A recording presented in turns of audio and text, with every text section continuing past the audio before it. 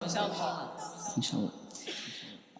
আজ কেন পৃথিবীটা লাগে এত সুন্দর, সে কোন রূপকারে সাজালো এ চরাচর, সে কোন রূপকারে সাজালো এ চরাচর। আজ কেন পৃথিবীটা লাগে এত সুন্দর, সে কোন রূপকারে সাজালো এ চরাচর, সে কোন রূপকারে সাজালো এ চরাচর।